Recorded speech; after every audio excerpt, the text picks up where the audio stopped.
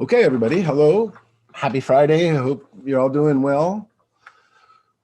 Before we started the recording, Joff brought up a topic. So, Joff, why don't you go ahead and introduce your topic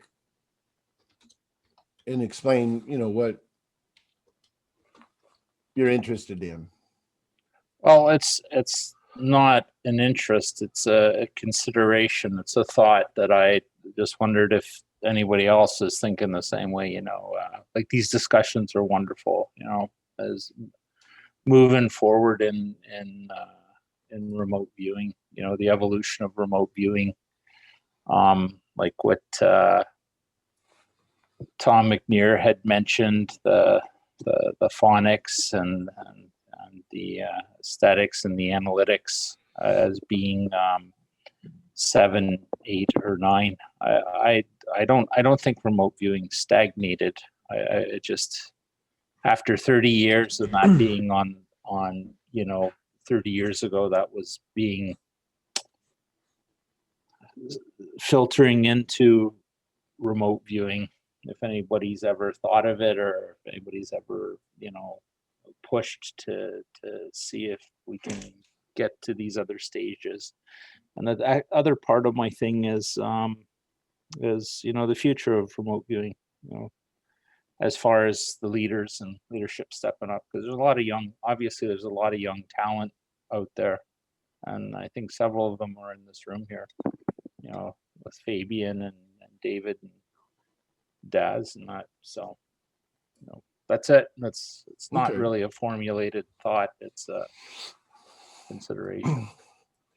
Okay, so does anybody have any ideas, experiences regarding, first of all, within the process of remote viewing itself, an expansion, and then second, what will the collective of remote viewers do or become moving toward the future?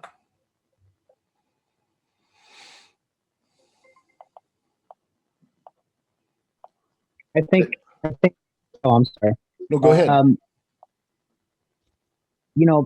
As far as the going further, going further with it, like stage wise and stuff, that would be an interesting thing to pursue. But as far as the guard is concerned, I don't know if it's on everybody's mind, but it's certainly something I think about. I mean, Angela has just been in the hospital. Paul and Lynn are getting older. I know that, Paul's probably wanting to retire, I'm sure. And we've all had the advantage of them just being there this whole time. And, it's just something to kind of think about. Where's CRV going in particular as time moves on? I mean, I know Daz has still got a lot of good years left in him. But yeah, that's all I wanted to say, really.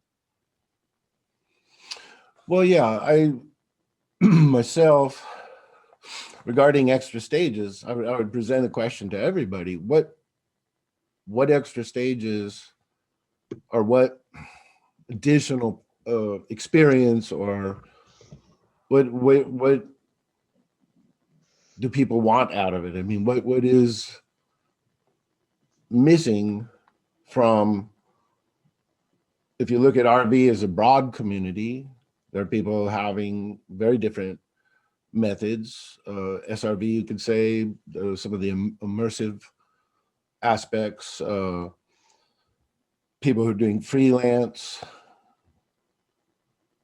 so where does it stop? Where do you want it to go? Do you want to be able to just zip somewhere out of body and give a perfect and full description? Do you so there's some narrowing down of that topic, and then also what is the function you want to achieve? So in CRV, and I was just reading a little bit of Ingo's work yesterday, he saw it as a specific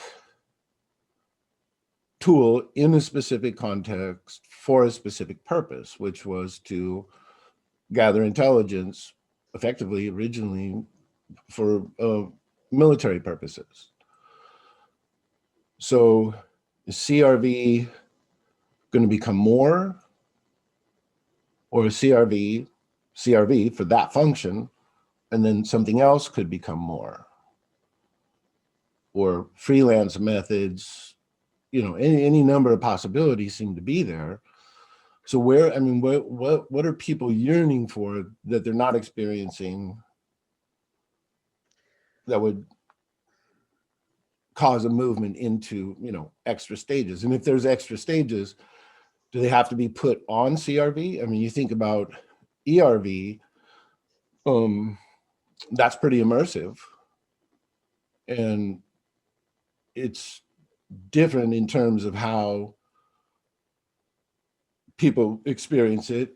Generally, a monitor is required. So are we talking about one thing becoming everything, or are we talking about different categories? Well, I think first off, it's a huge thought, and it's just, I didn't have it written down. It's just, I noticed on both Daz's page and on Paul's page, the one common thing that all of us in this room are doing is constantly reminding people what good training is. And there's just, there's so many people that are just espousing all of this nonsense of what it's not. And I don't know. Maybe it's a topic that should be formulated and broken down, and for another discussion or whatever, because it is broad. You thinking out loud just threw out a number of subtopics. Well, no, and I mean, a conversation always starts with speculation. None of us knows the answer. I don't. Yeah. But when I look at it, you can see, like, for instance, I mean, if you want to talk about extra stages, first of all, Tom is doing a presentation Sunday. Sunday, yeah. That I miss for my life at the APP, and they also now have, instead of $350, you can purchase by the day for $100. Oh wow! So if you just, I want to see Tom's Saturday Mars talk. He's going to go a little bit further on that than he has in the past, and then I definitely want to see his stage 7 talk, explaining how it just basically appeared. He and Ingo, adjusted. Now, if you're going to look at stages beyond that, the reality is, and Daz knows what I'm talking about when I'm talking about a session, and not just this session, but where Ingo literally had what could only be described as a telepathic exchange. Tom talked about communing with the beings that he encountered on Mars. Lori also mentioned a Mars encounter she had that was very similar, and we know that Joe McMoneagle had some sort of a dialogue with a being that perceived him as a delusion or a ghost or whatever it was. So is telepathy a stage that naturally arises out of CRV? I don't know, but when you look at the dialogues in some of these situations that started, because Tom's Mars session was straight CRV, Ingo and Bob Durant did a second moon session that sounds like, at least from the transcript, that it started as CRV, but it ended up with what appeared to be dialogue. So, what is, how would you formulate that? How would you train that? I mean, there's just so many good questions. May I butt in on this very briefly? Yes. There is a misconception, I think, that CRV is, or indeed any methodology, but CRV in particular, that is what is enabling us to do these things and have these different perceptual modalities.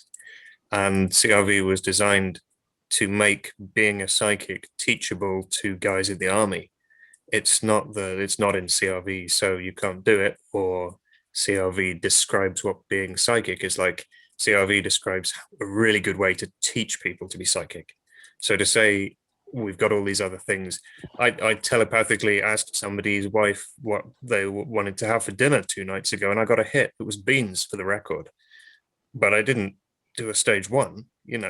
That's not stage anything. You can just do that. Yeah. So I think we should think about CRV and the other structures as structures in which we learn and teach, rather than if it's not in there, we can't do it, Yeah. or we have to do it a certain way, like master the rule book and then throw it away. Well, keep yeah, it, keep the useful bits, but yeah, I don't know about throwing it away, but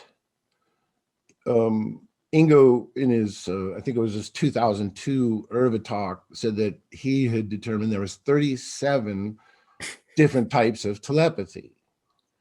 And so as one who's had a fair amount of training in that area, there really is that variety of telepathy. Telepathy isn't just one thing.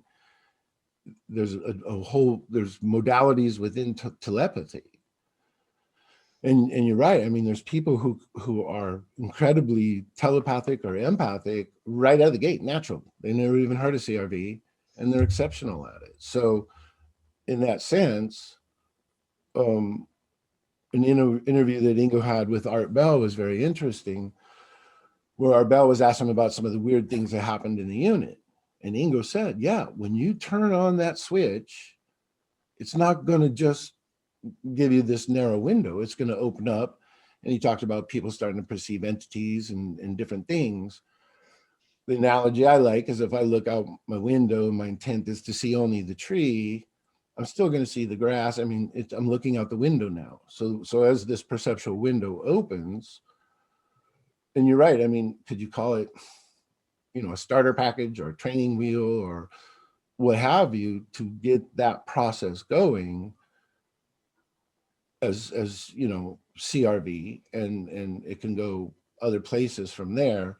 But I still wouldn't say that just disposing of CRV.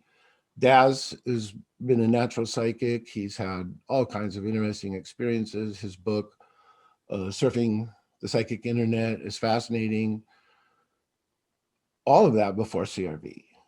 Then once he's encountered it, now he's taken his adaptation, what he's found about himself and how his perceptual system works, and uses CRV structure essentially routinely. He hasn't given it up to become a ball of light and just directly perceive everything in the universe, right? So it's an interesting topic. Rich has patiently had his hand up. David, are you done? Yeah. My Okay. only other point was to say Rich and Paul have had their hand up for ages. So yeah. Yes. Can I just add some on this topic before we move on there? Oh, absolutely. Sure. I don't think we need extra stages. I think CRV and any of the other methodologies that kind of copied it are good for what they do.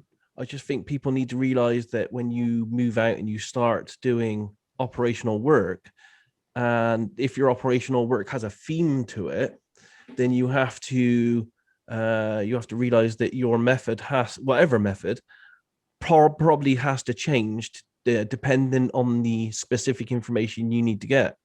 For example, if you're working missing persons cases, 6-stage CRV out the box doesn't really help much with finding a locate, because all the police want is a GPS coordinate of the location of the missing person. So that doesn't happen very easily using a standard CRV 6-stage process. You kind of have to develop new tools or find tools like dowsing and other tools to find locational data. And another instance, I'm doing lots of work on cryptocurrencies and markets at the moment. And again, CRV straight out of the box, it's a good tool, but the 6-stage process doesn't have what you need there to be able to draw financial markets, which is what the client wants for their specific needs. So again, I'm having to find ways to change the ideogram process, that when I do the ideograms now, I'm doing it with the intent that the ideograms are there to mimic the flow of the market for the coming month. So I just think that whatever method you use, you don't need extra stages for it. If you're going to go down specific need markets, you need to find tools to adapt that method enough to get the specific information that's needed. That's all really. Okay. Rich? Yeah, I didn't really have a new topic, just a point on this topic. So I do not do CRV, so I can say that. So I don't really have a leg to stand on in this particular question, but I think we all understand that, telepathy, ESP, psychical abilities is an umbrella. Obviously, CRV is just an element underneath that, a column or whatever. So I guess it's more a philosophical question of, what is CRV, and is it a rigid box of saying, hey, this is CRV and nothing out of it is? That's not to say it's wrong or you shouldn't do it, but hey, this is CRV. Just like that's a rabbit, that's a zebra, but they're both mammals kind of deal, right? But so like Daz, you've met Ingo. What was kind of the spirit of the law in terms of his vision? Did he feel like CRV, do you know, did he feel like CRV was a rigid kind of paradigm, or was CRV meant to expand?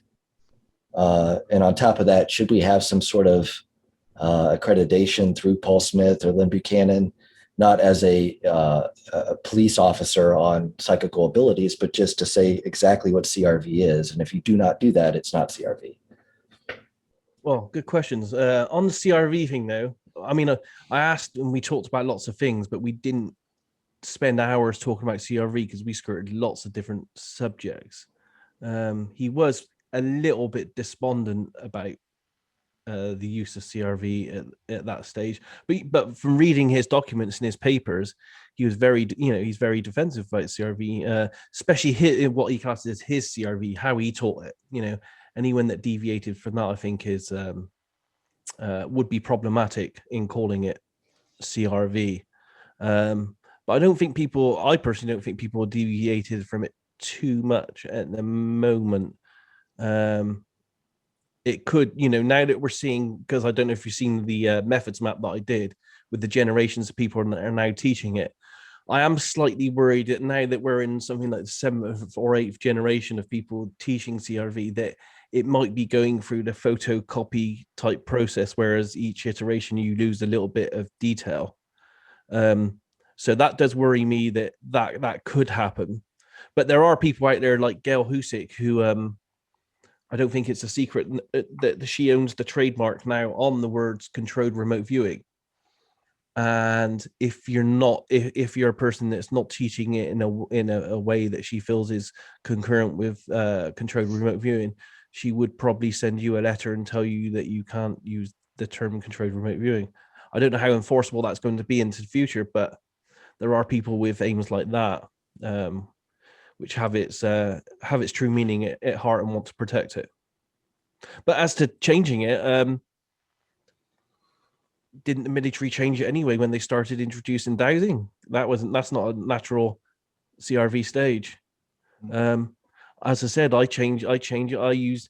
I use specific things. If I'm in a session and I feel that there's a life form there that I could link to in some way, I don't know if you call it telepathy or what, I don't know what it's called, but if I feel that I could get into the mind of that person, get information, I just do it. I don't devise a stage for it. I just do it there and then on the spot. But I've never seen it in any official CRV structure of how to do it. I think it's just for each of us to, find our own tools. I think CRV is absolutely fantastic as a teaching mechanism. And I think this about probably every method out there, but every kind of thing that goes along the same kind of stream as this, like martial arts. I feel that, they're good to train you in techniques and what you're doing. But I feel that after a certain amount of years, after you feel you've mastered it to a certain level, you need to adapt and be a bit more fluid. I did the same with martial arts. I trained in martial arts for many years, different ones. Sometimes a certain kick didn't work for me. I couldn't spin fast enough with my short legs to connect to a certain part of the body. So I had to adapt, throw that one out and pick something else that worked for me. I think that it's the same, but, I wouldn't recommend anyone did anything like that until that they had a base level of years. If you're practicing CRV or SRV or whatever, do it for 4, 5, 6 years solidly, to structure until you had everything down pat, until it was pure muscle memory. And then if it's not working for you in an operational specific need scenario, maybe start thinking, then think to yourself, okay, I'm an individual. What works for me in this scenario? But yeah, protecting it. I think there are enough people out there to protect it. Hopefully it will be protected, CRV, a little bit more. As I said, I'm slightly worried that it's going to go down the photocopy route, but I don't think we're there yet. Do you know if there's do you have any ideas that you've thought of to prevent that, or is it unpreventable because that's how everything works eventually? The problem is humans, and I've seen this over the couple of decades of this now, when they come out with their own method, they have a tendency to overcomplicate what they add, and it doesn't have any proof of concept behind it, like Ingo and the others did with CRV. So I'm dubious about everything, like let's say Courtney Brown's SRV stuff. I was talking to, I think, David the other day, because I literally just I've been going through my attic here, and I found all my remote viewing sessions from 1996. And I found the first iteration of Courtney Brown's SRV version 1, because that was the only method available in 1996 that you could train in. Nothing else was public. And I was reading through it the other day, and I was thinking, wow, this is actually really quite good. You did a really good job on this. But I've also seen his advanced SRV and later iterations of SRV. I think he's on like version 4 or 5 now, and he's very much overcomplicated it with his overthinking of it. So I do worry that some people are making changes and possibly overthinking them.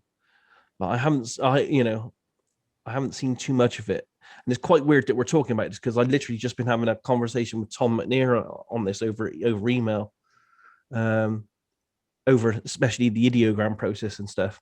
And I'll bring some out on that in hopefully a few weeks when it's written properly. But I in the conversation with Tom, I've actually gone through everyone's method who's training RV out there at the moment: TRV, Learn RV, SRV, TDS, looking at all the ways that they're doing the ideogram process. And to be honest, there's not huge amounts of difference so far in them. Most of them are keeping to a combination of visual aspects and feeding motion of it and stuff. So yeah, it's not straight. I don't think it's strayed too far yet, especially on the CRV people. I think some people like Courtney have gone a bit too far and a bit too complicated. If it works for them, it works. Okay. Yeah, thank you. I like that Bruce Lee kind of methodology. Keep what works. Yeah, throw out what you can doesn't. do. Yeah, the way of the intercepting fist. Yeah, for sure. Yeah. Okay. Anything else, Rich?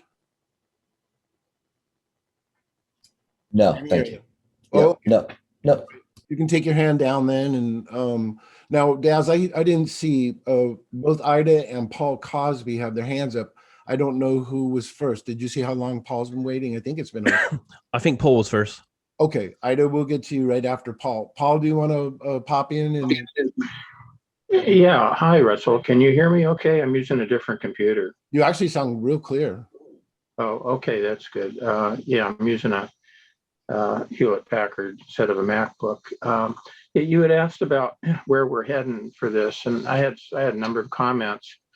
When I was in the 3rd grade, I never heard of college, no less thought I'd be going to college, no less graduate school, no less what my final career was.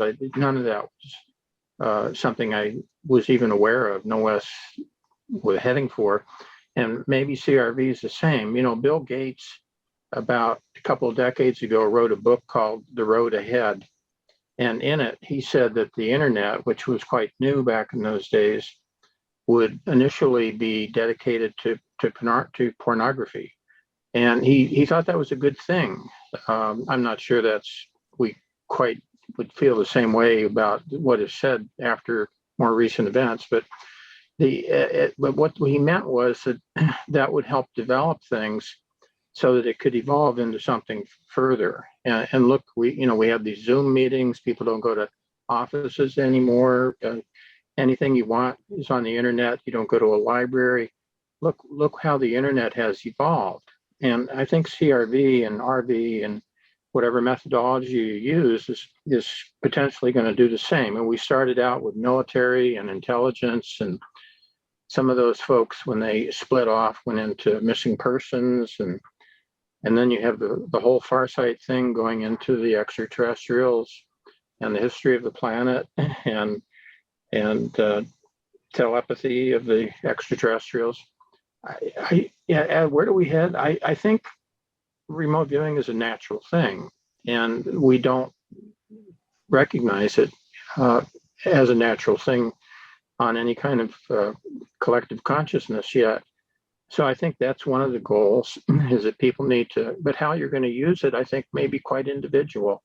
I tried to do cryptos and was quite unsuccessful, but I'm very successful using RV for other topics. For some reason, I have a block with cryptos, and I recognize that. And so I don't try to go that way. I go in other directions. And as to all the advanced stages that Ingo had developed, but he didn't release, maybe the time's not right for that. And there are other things, for example, I was watching a video by Angela Smith about extended remote viewing. And this is a really amazing thing. It's quite, it's like a whole total expansion beyond remote viewing, because instead of just having data, you're actually bilocated. But if you try to bilocate with remote viewing, or at least with CRV, that's considered something you have to break away from and not continue with, because it's not what you're looking for. But with ERV, bilocation is exactly what you're looking for. But ERV requires a psychic ability, and remote viewing does not. So, I don't know if we know where we're heading, and maybe we should just let it evolve naturally. Okay. Anything else? Okay, Ida, hang on just a minute. I'm going to throw a couple ideas back at Paul. Ultimately, we're talking about a massive, massive field called perception. I mean, perception almost defines existing. If you're having an experience or being aware of something, you're existing. I mean, you're the one perceiving it. So the modality of perception could be so huge. And in this case, I'm kind of referring back to some of the ancient yogiism and various other practices that involve perception, but aren't specifically on the goal of perception. So Ingo constantly referred to the ancient, what they call cities, SIDDHIS, I think it is, one of which was traveling clairvoyance. Some interpretations of that from the Yoga Sutras are also distant seeing. And Ingo always credited those sources. Recently, some new information came out from John Knowles about Ingo at one point crediting 2 Victorian women around the 1905-1906 era that have been doing some experiments. And when you look at his bringing Renee Warcollier back out of history in the present time and different things. So he didn't have a grandiose idea about himself creating something new. So in this huge spectrum of what we call perception, he had this, particular box. And even within that box, these terms have evolved. So when you say remote viewing doesn't take psychic skill, I might take a little tiny bit of a pushback on that, where Ingo talked about that quite a bit, especially in his essays, which are still archived online.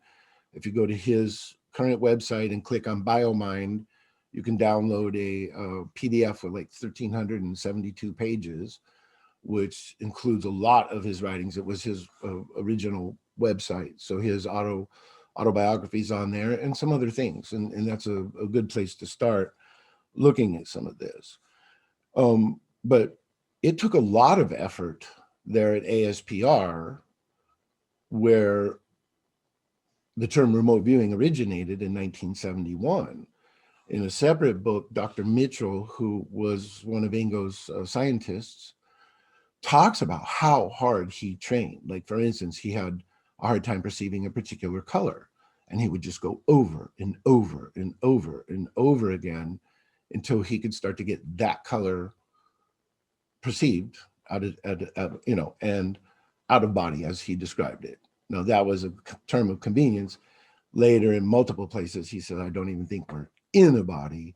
Certainly we're associated with one, but I don't believe a body can contain the fullness of a being. And I tend to agree with that. So when he was deciding between remote sensing, which was one of the terms up for consideration, and the other was remote viewing, he consented to remote viewing in a consult with the other scientists there, because after all, he said, I'm viewing a distant place. So that term was coined then specifically for that type of experiment. Then it shifted and became applicable, but back to say ERV, people were doing that in the unit before CRV was even formulated. So CRV in Ingo's mind, at least as I perceive it, was a specific tool for a specific purpose. And I believe he achieved that, but I don't think Ingo in any way thought that CRV was the end all and be all of perception. So like Daz says, so if we have this thing and we just time capsule it, say up to this part, stage 7, whatever, that's CRV. That's how it was created. That's what it was intended to be. And from there, even like something like the summary of a session was added later in the unit. It wasn't a part of the original CRV. Then, as Daz said, the dowsing, okay? So even a Ingo taught student like Paul Smith, who's now, of course, an instructor himself, in his courses, he teaches you summary. He teaches you dowsing. You in the advanced course, you get a day of dowsing. You get a day of how to remote view people.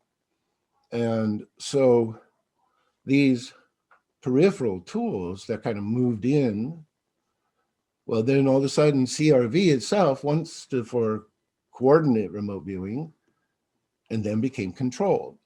And I saw something very interesting that Daz shared with me yesterday, that Ingo wanted it to be called controlled the whole time. He didn't want it to be called coordinate, but because they were originally using coordinates, that name stuck. So remote viewing went through a little bit of an evolution of a definition, and then CRV itself did, from coordinate to controlled, because they discovered these things. So I guess the question for me is, where does CRV stop? And then whatever evolution could be something else. So for instance, the people who come up with their own modality, and they say, well, I trained with Ingo, like say, let's at Dames. And that's how Ingo taught it. He acknowledges that and then steps aside. But I created TRV and I did it for these reasons, or Courtney, I created SRV. So those could be considered evolutions for sure. And the people who created it owned it. They didn't claim that Ingo taught them SRV or TRV or whatever. They just took something out and they moved it. Like I was trained in TRV. I can clearly see what Ed Ames was trying to get at. He was trying to solve some problems that would simplify the startup process. I don't know anything about SRV in terms of its training or its methods, so I can't speak on that. So are these, evolutionary branches? You have CRV, and so Daz's history map is really clear, and it's really interesting, because then you can say, oh, this person learned from this person, learned from this person. And again, the ones that have come up with their own names, they've owned their product. They're not claiming, that it was from Ingo or anybody else, say secret people on the inside.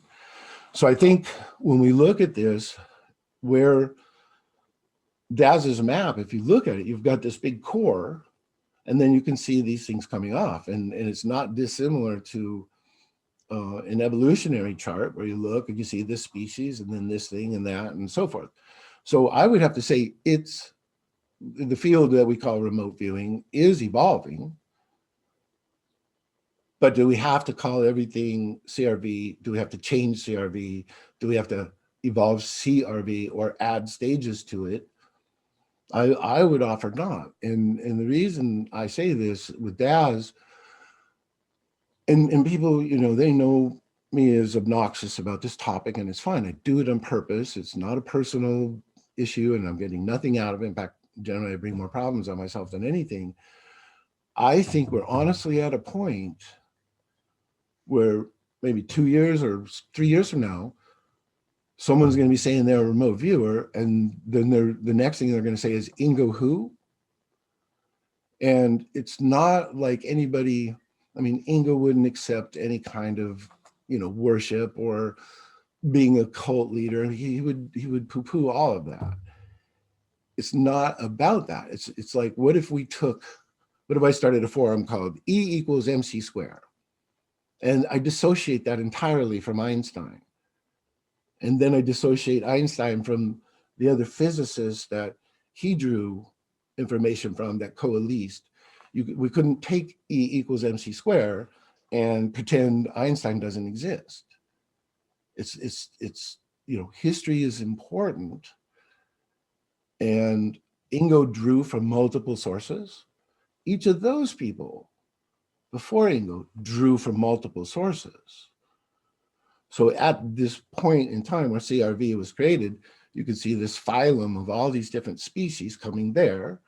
And then from there, these other things. So I am for creating an anchor point in time and saying, as far as we know and what Ingo himself revealed, there's this thing, because he really lamented in his own writing the degradation of the term remote viewing to mean just anything. And he said, literally, now he ended the statement with, now we're back to square one.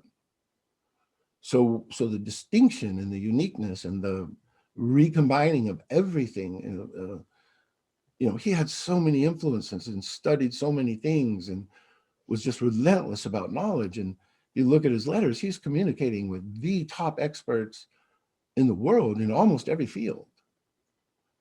So I say that we kind of need to do this. And there is a certain respect, I think, that goes toward the originator of something. He labored hard and he suffered greatly. And many of his hopes and dreams along the way were kind of crushed. And in that sense, he put a flag out in this field of perception where it's the first time something was relatively easily trainable, repeatable, verifiable. And ironically, people are like, well, we don't trust the government.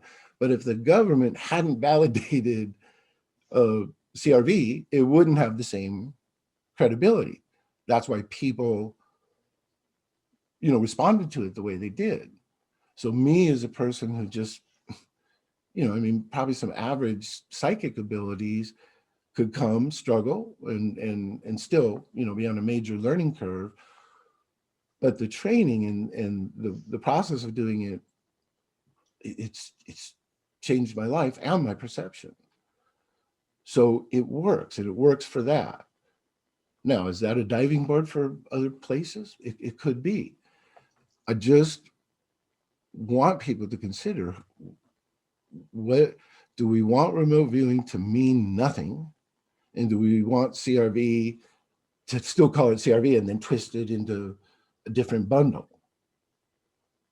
And it's just like, you know, let's say I decided to just say Daz's website was mine and take Daz's name off it and do a bunch of different stuff. No, Daz earns the right and the credit. He's worked X amount of decades, okay? He's done the research, he's made the contacts, he's gotten information that wasn't available to any of us. So we're not gonna, at some point, pretend Daz doesn't exist and take that away from him. So in that sense, just a sense of fairness, a sense of history. And one of the most respectable things about Ingo was he credited literally everybody involved. And when he couldn't remember 500 names, he said there was 500 people at SRI working on this and feeding the process. He actually has deferred the term father of remote viewing to Hal several times in interviews. So it's not like Ingo himself was saying, you know, I'm great, but if you read some of his private transactions, letters, and different things, you will find out that he was protective of the term and the process remote viewing and subsequently CRV. So that's my 2 cents. I do find it valuable. I'm going to continue working towards it, but as people know, Daz has worked with Tom on the ideogram, and I've been working with Tom and Paul doing some research for them on really taking a close look at these extra stages and what appears to be the case or possibly the case. And working with Tom is, you know, it's a pleasure. He instructs you, he talks to you, you know, and he's come back at me with some things that I didn't want to believe or soften up on. And said, but you know, Russell, you gotta soften up a little bit, you know, on this or that. Paul is the same, and I'm sure Daz will, you know, kind of agree with what I'm saying. I'm not part of the ideogram thing that he and Tom are working on. He did the same with me. Yeah, yeah. So, you know, and when you respect someone as much as Tom deserves respect, those kind of little rebukes sting a little. There's no doubt about it. But he having been Ingo's student himself, is basically said, you know, don't be so rigid, don't be such a hard ass. You kind of gotta take the full spectrum, you know. So I'm in process on that myself. I'd rather just say this is the way it is and that's that, and you know. So all of us, I think, have incredibly unique abilities. We all have different perceptual mechanisms, even though perception itself is the fundamental. The getting along thing and going into the future, there's going to be some problems with that. There's so-and-so students who are going to be absolutely and determinedly faithful to so-and-so. I'm going to most likely continue my process with Paul and be somewhat defensive of that and others. So each of us has the right to do that. And each of us who's really grateful to somebody for what they've done for us, we'll probably stick with it. So we're going to end up with different groups who are very aligned with their groups. Sometimes you look at, you know, just as an analogy, the New Testament. So you have this event around a person, and then when the disciples scatter, one went south, one went east, one went, you know, and they kind of end up with different stories. And then all of a sudden, there's a split out of that, and you end up with the Anglican Church, and you end up with this, and then you have a big Reformation, and now you've got Protestant theology. So this is human nature. It's just, and it happens on every topic. It happens in quantum physics. It's not just a religious, spiritual thing. So we've got to incorporate that.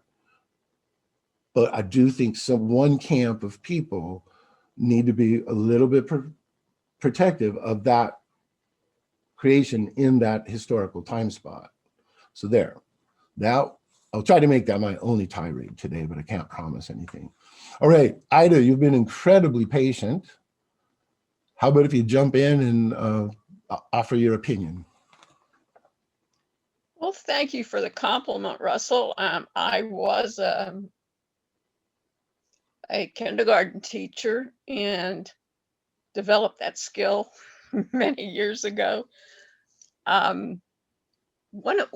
Somebody earlier made the comment about the internet, and I don't know everybody's background, but there was a time when you actually programmed a computer by flipping the little switches on and off, so you could program it on this exterior console, and it's called binary code. It's on or off. Okay, I remember those days. I mean, I did a little bit of that. And then there were developments of programming, and now people pick up I don't know, I've got well, this is a custom laptop, but, and they turn it on and they think programming means, oh, well, I can use Zoom, or I can use this, or I can use that. And I've got these two things interconnected, or I can use FaceTime. And nobody knows who invented the internet. Nobody's aware of what's behind the actual technology. They just use it. Mhm. And that is where, in my view, coming from when I started, back in the way day, as a teacher, we were teaching kids meditation and perception, since that's a good word to use, but we were teaching them that to create stability and a good atmosphere in the classroom and with their minds. And then they would go into the room next door that had all of I'm trying to think of what the Mario brothers, Mario running across things. And those days video games were not real. We had a video game room, so these kids are, they're learning to shoot people and squish people and all that kind of thing, but not as violent as the ones today that are virtual reality. So everything evolves. Now,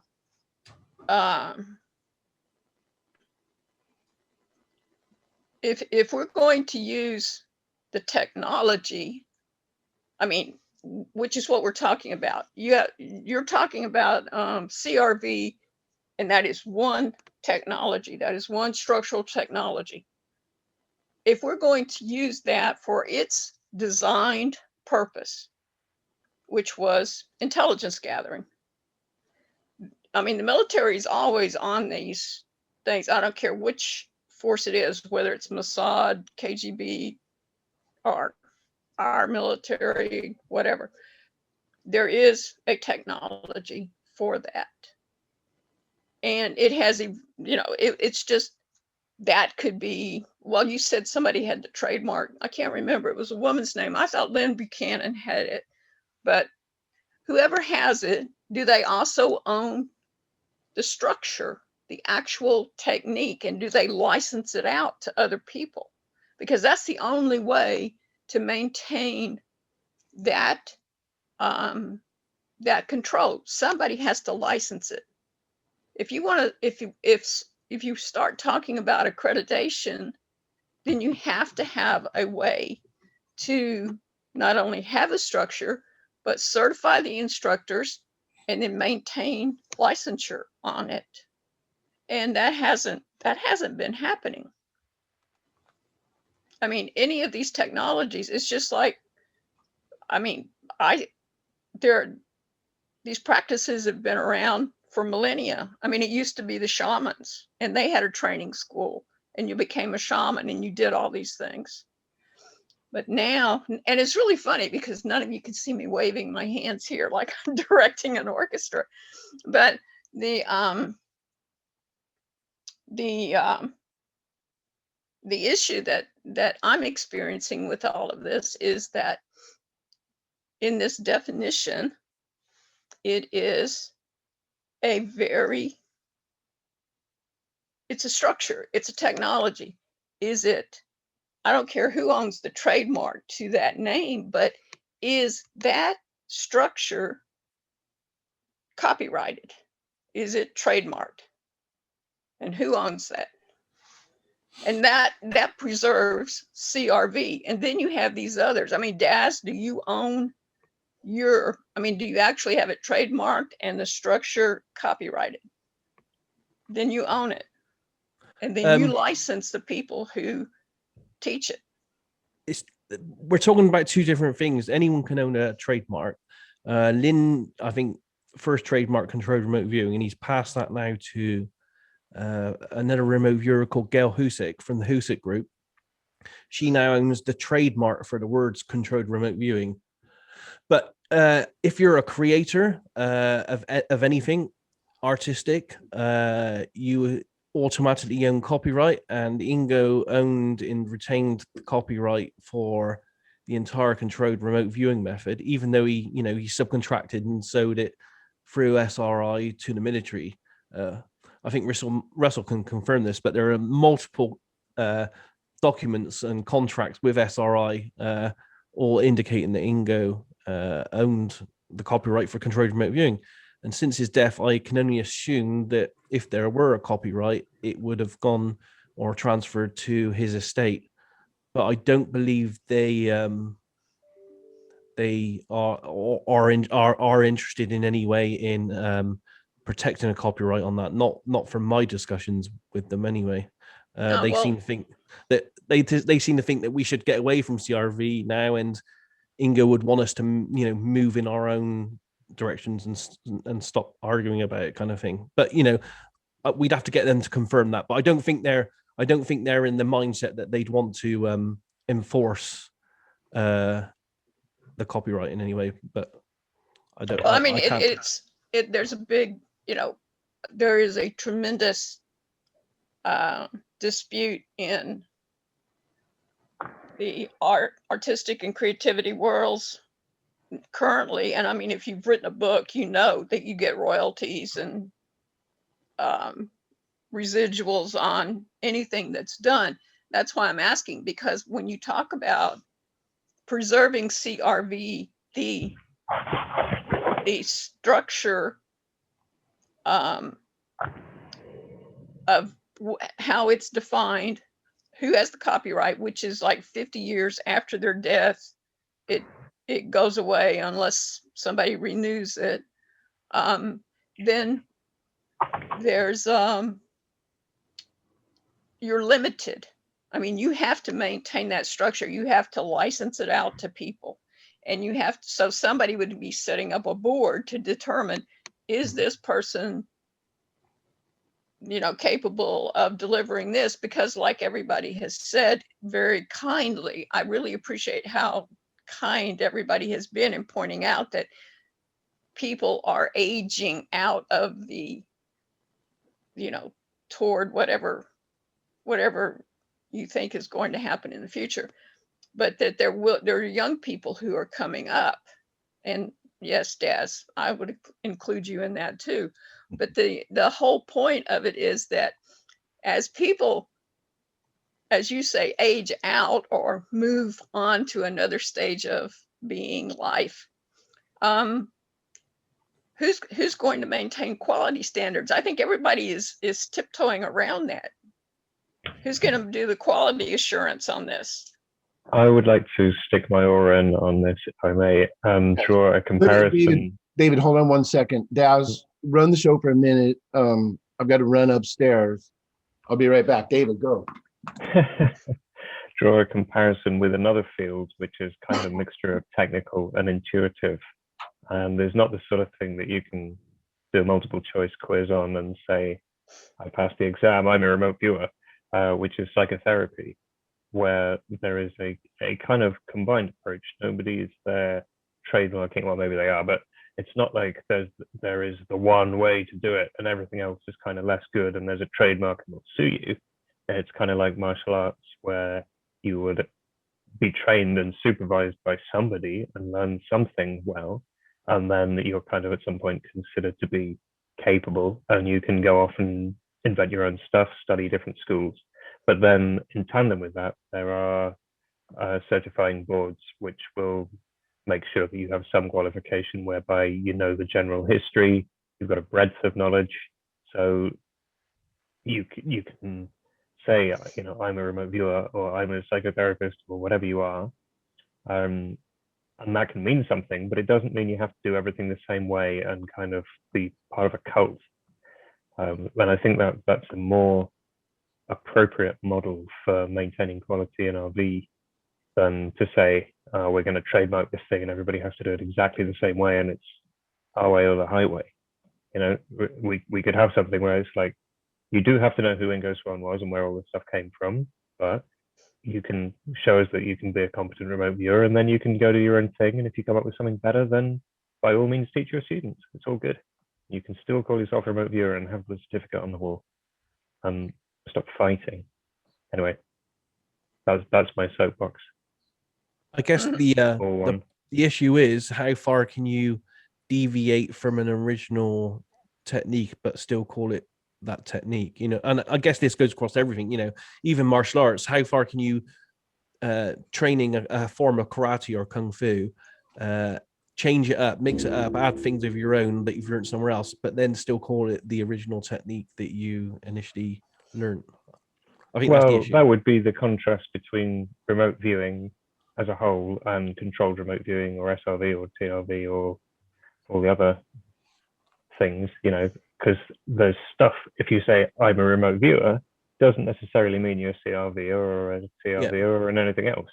But we do, as a community, I think, really want somebody who says I'm a remote viewer to know about blinding and feedback and who the hell Ingo was, and just like the basic stuff, and be able to read a CRV session and have a suitable level of, you know, a certain number of hours under their belt, if you like.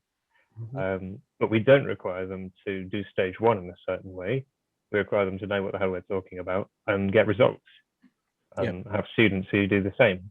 You know, so I think maybe we're getting confused and tied in knots because we're conflating methodology with the kind of the broader professional field.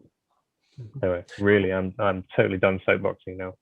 Well, I think it's good points, but I think it only really applies any of this if someone then goes on to teach or train in a remote viewing, and you know, and if they make claims that, you know, I'm teaching, you know, as per the Ingo Swann method when they're maybe clearly not, you know. I think it's up to each person that if they go off and do their own training or training in a methodology, to be upfront on all their training material and say, okay, I originally trained in this, but you know, over the years I may have added my own slant to it, so be aware of that kind of thing. And if they don't say that, then yes, it's an ethical problem, I think. I would agree with you there.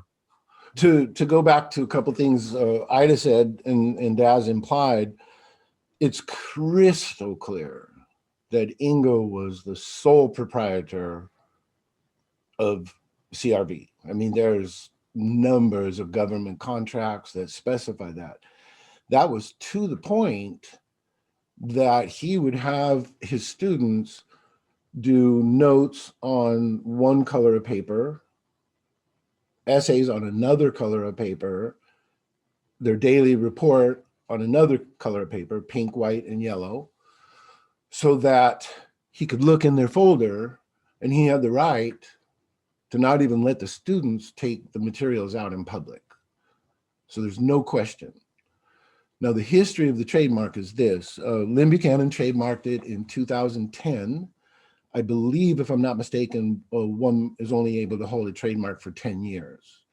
As one example, if you go to the trademark data search and put in technical remote viewing, Ed Dames's trademark is expired. So when that 10 years came up in 2020, a person who's very, very close to Lynn, Gail Husick, who's also an attorney, took that, and under, I said, how can I put this? Under very fair discretion, a couple of people have popped up, said, you know, I knew Ingo and this is this, and it's not that. And so either Lynn or Gail will contact the person and say, okay, So there is that, I guess you'd call loose quality control. On the other hand, the way Daz related to Ingo's estate, Ellie is a very, very gracious person. And, you know, I'm going to confess, I'm guilty of this myself. She wouldn't want to see people fighting over Ingo. But at the same time, she doesn't want to see Ingo lost. And so she works closely with Daz, who's done some of the new book covers. She stays in close communication with Tom and others, okay?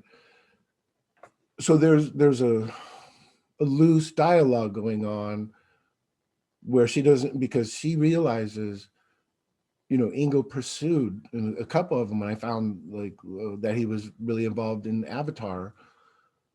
Surprised me. I didn't know. I didn't see this in any of his other materials.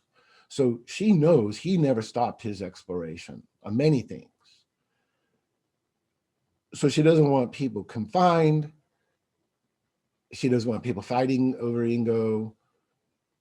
Yet, in balance, you know, she doesn't want Ingo's historical marker, which I consider to be CRV, ultimately, as far as the public goes.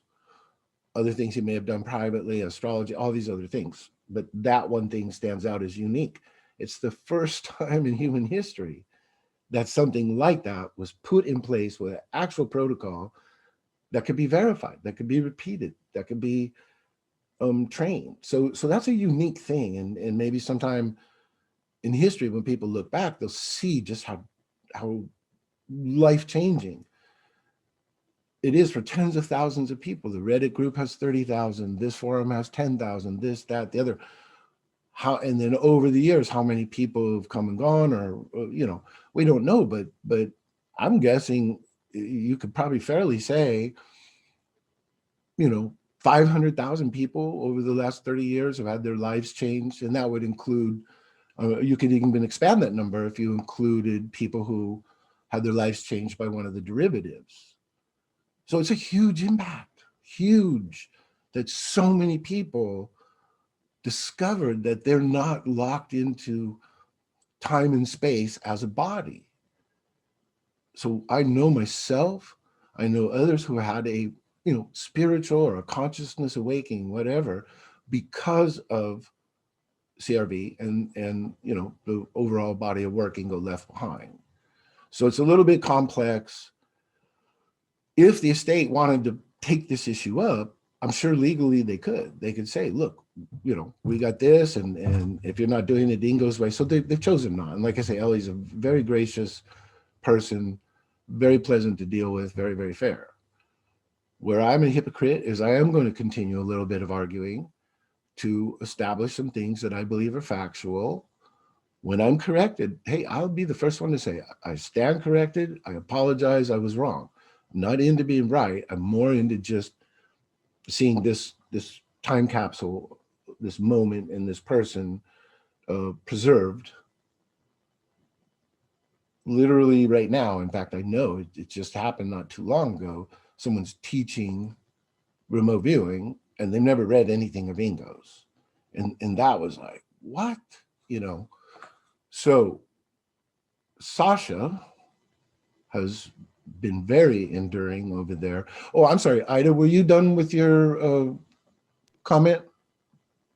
Oh, yeah, I thought it was a great discussion. And would you put the hand down, because I can't find that button on my Sure. on Yeah. my dashboard. Okay. Y'all have no idea how complicated this dashboard is for me. There we go. Well, okay, so your hand is down. No, Sasha, thank you for your patience. There you are. Hello. Hi. Okay, so I've been listening. I've been kind of taking notes, and I'm going to try to keep this more contained, because I initially wanted to respond to some comments, and then we've just gone kind of a little bit further. But so I'm hearing, it seems to me that there are two issues here. So there are some people who are arguing about protecting CRV from corruption, because that will lead to less effective means of remote viewing being taught. And then there is the other maybe group or side of it that's more concerned about maintaining Ingo's, honoring Ingo, and then that somehow that prestige of being able to link back what you're offering as a teacher to Ingo. And so I think that there are different issues that fall under those two different perspectives. I mean, we're talking about licensing and certification. Certification only comes into play when employers want to know, without having to do much of an evaluation of you for themselves, can you do the job? Do you have the knowledge to do it, the skills? To make sense of it? I don't want to have to train you. So you've already been trained. So when you come to me, I just tell you, do the job, and you can do the job. And I trust that that certification means that you have that ability. And then David brought up psychotherapists. For psychotherapists, it's a little bit different. It's not so much that the certification is to say they can do the job. It's more that the certification says that they are governed by a regulating body for ethics, so that as a patient you go to a psychotherapist and if they're certified, you're pretty sure that they're not going to try to exploit your vulnerability for their own gain, either sexual or monetary, whatever it is.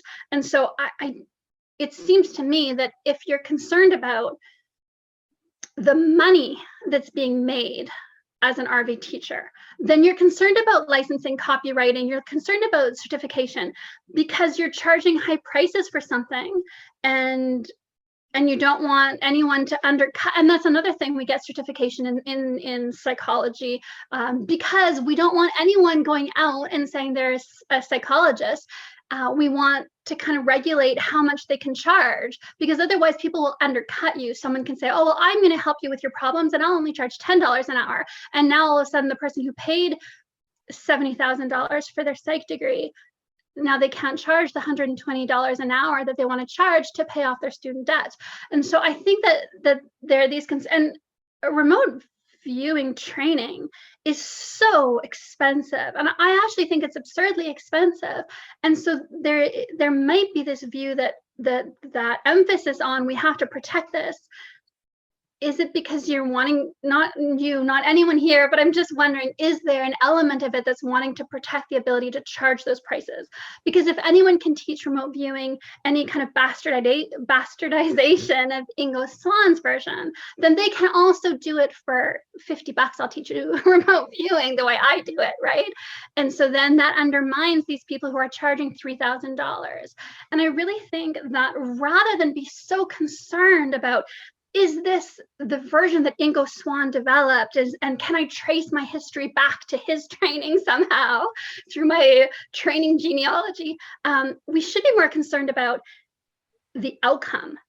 Are the people being trained actually able to do remote viewing? Because at some level, if I was trained by someone, Paul Smith, or someone who can who's legitimate in the remote viewing community, but I myself have really no latent psi ability, and so I do all this training and I know all the protocols, but I have a 40% hit rate. I can still claim that I was trained, and I can still claim, oh, look, I have a certificate on the wall, so I can, but that doesn't mean to someone who's looking to hire a remote viewer, it doesn't mean that I'm going to actually be good.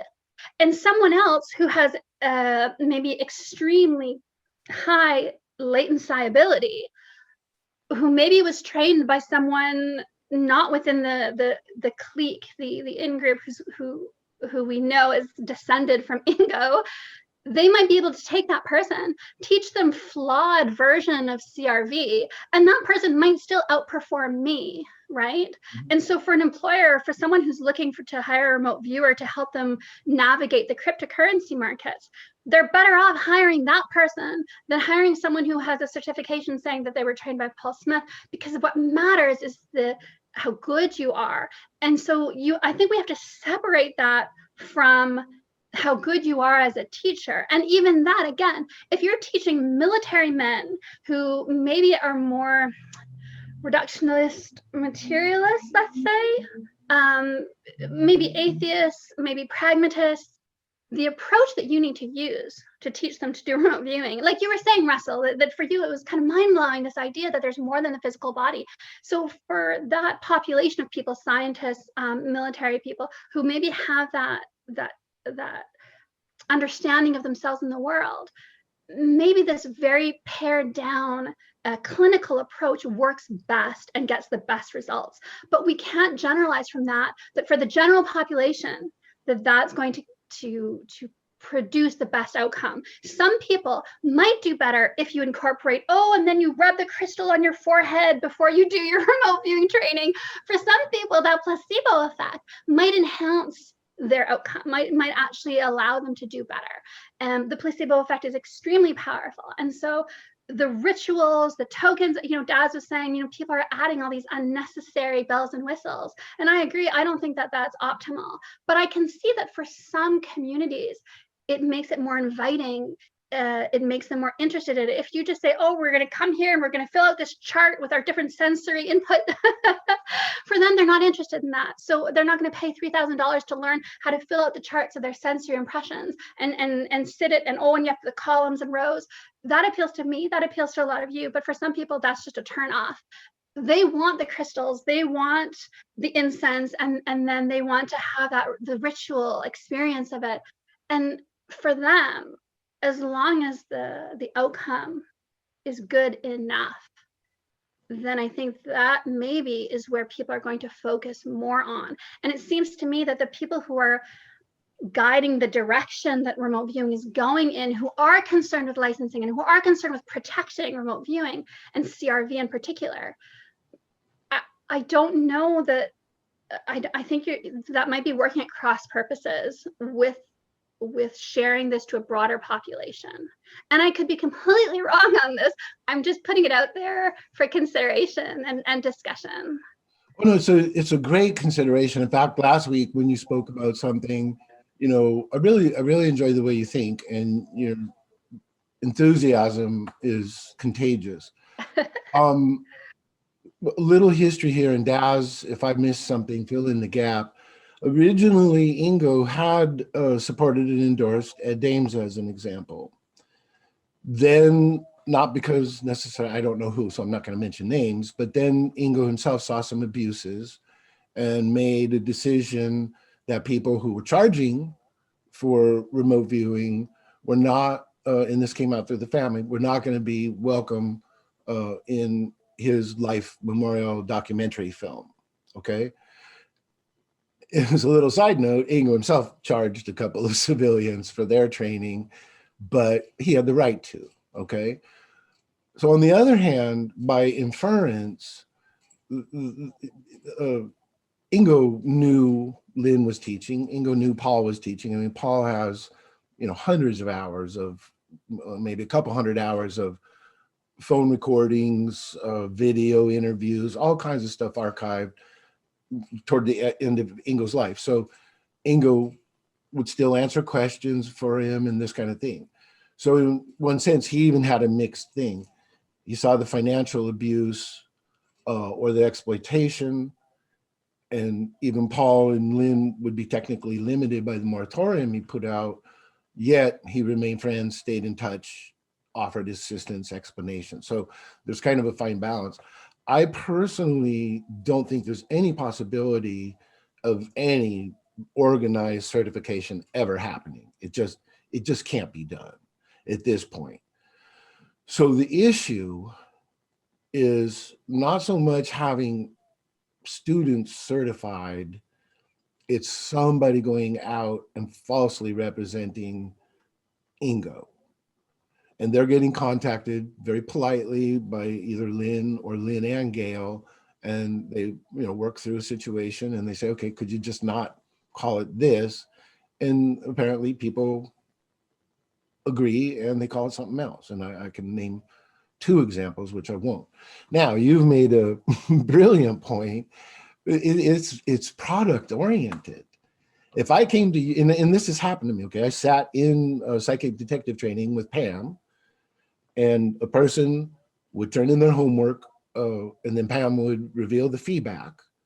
And they literally have like a, 5x7 little flip flippy pad with no process and draw a picture that looks like the suspect.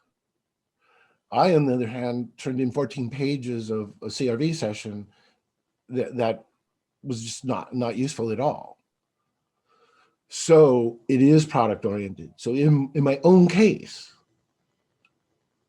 I would go to certain other people for accurate information compared to myself. Now, I'll take a little bit of a disagreeing angle on what you said about, the military mindset. So my girlfriend, Nancy, and then our housemate, Catherine, picked up remote viewing and crushed me with their ability literally in a matter of like weeks. So when I monitored them, they took Paul's DVD course and then I helped them. When I monitored them and stuff, I'm just like, why can't I do that? So honestly, right now, if I wanted to get a hold of some information, I would go to one of them and task them because their output is so good. They didn't go through Paul's training. They didn't get a certification. They're just good. And Catherine, astoundingly so. Even a couple of her sessions, Paul wouldn't post in the target vault because her drawing was a spoiler for the target. So that said, I also know some other women that grab a hold of this more quickly and have a brilliant output, even with what could be considered a rigid structure. So in my own house, I can testify that the people I trained became better than me in about 1/10 of the time. So, and they're both female. Now, the expense part, I'm definitely going to take a little bit of a defensive posture in regard to Paul, because right now, pretty much he's the most expensive out there. If you look at what the full package is, it's about 60 hours in a week. And he picks you up at the airport, he gets you to your hotel, he picks you up for class every morning, drops you off, takes you on field trips. I didn't mean to suggest that these people are overcharging. Oh, Not no, at all. no. Saying And that that's what's why I said being I'm offered- being defensive. I just want to say, like, I do think Yeah. what's being offered is worth it. Like you said, it's not just the training that's being offered, it's the environment, it's the atmosphere, it's the personal attention. But yeah, no, I'm not, your point is very, very valid. And many people don't choose Paul or even a couple of others. I've heard that some of the Farsight people are charging a fair rate for, say, a day's training or whatever. All I'm trying to say, so I'm going to boil it down because I did the math on it in a discussion with someone. It ends up being about $30 an hour. By the time you leave and then you send your homework to Paul, Paul goes literally perception by perception by perception. He had to use black ink with me because Joff used up all his red ink. No, I'm just kidding. So, and he'll write this and then he'll write notes and he'll do this. And then he puts it in a priority envelope and he sends it to you. And then you can talk to him, this kind of thing. So when I average it out, given the hours of class, it's about $30 an hour. yeah, and I didn't want it to come off as I'm not criticizing the people who are charging. I know, but I'm just suggesting that the people who are offering a more pared down training session and then they want to charge very little for it, there has to be, I think, a stronger argument against allowing that because it's a corrupted version than to just say, well, this is not following exactly what Ingo said. And then here, this is my last little point that might help. I think because it seems to me that a lot of what remote viewing ends up in, maybe publicly, it's and maybe that's because of the Farsight Institute, I don't know, but it's this idea that remote viewing can be used to talk to aliens, to remote view the Mars or the moon. So it's being applied to targets that there can't be verification. And so if you're looking for someone to train you remote viewing and what you're getting publicly is, oh, I'm going to teach you how to talk to aliens telepathically, and I'm going to teach you how to view Mars, then you have no way of knowing which method is best because you can't verify those, right? Yeah. Whereas I think when remote viewing was done for the military, there were military targets. Then it's easier to evaluate that and say, okay, did you actually get the military base in Russia or did you not? And so I think that's an issue that might be better to address rather than worrying so much about the corruption of the training and who's following whose technique to the letter. It might be better to say, well, what kind of targets are we looking at and what's the verification? And if your students are amazing remote viewers by the end of your training program, but all their remote viewing is alien bases on the moon, then maybe that's where we look at what the problem is and how to resolve that. I don't know. And I don't think, I mean, even IRVA, who's well established as an organizational body, they don't want anything to do with certification, judging instructors, monitoring the rate of pay. As an example, I know of people who instruct pro bono, one-on-one or generally one-on-one. They'll say, hey, this person is working hard. They've got a little knack going. I do that. I'll do free things. I'll help people online, you know, this kind of thing. I'm not going to charge. Now, if I get into having to have an office and all this and the expenses and business and taxes and all that, sure. But, you know, I believe, Daz, you've done a fair amount of instruction pro bono, correct?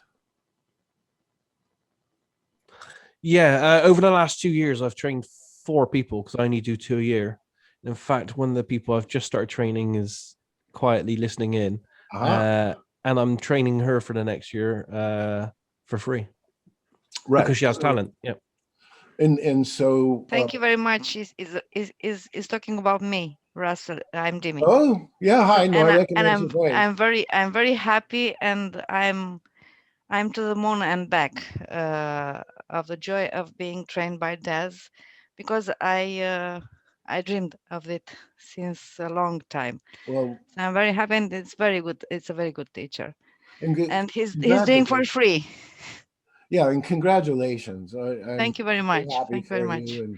And I knew Daz's last, or I know Daz's last student knew him before, and he was so excited and seeing his improvement. So that's awesome. So anyways, to make the point there, Sasha, and I did not in any way feel like you were on the attack. So I just wanted to kind of give a student's perspective. I feel in my own heart, the product that I paid for far exceeded the financial value. And I understand, and that's why I try to help people. And Paul knows I try to help people for free that are interested in some of his methods, but can't afford it. So, you know, we go that way. All right, does that, do you have anything else you want to? No, that was great. Thank you. Thank you for letting me speak. Okay, yeah, and last week, I remember you got really deep on something. I was like, dang. So never hold back. Thank you. And an interesting way of thinking. All right, so I'm going to make a command decision here, tie the knot on this topic. I think we've explored a whole range of ideas, got a little bit of information, you know, historically on Ingo's perspective, his family's perspective.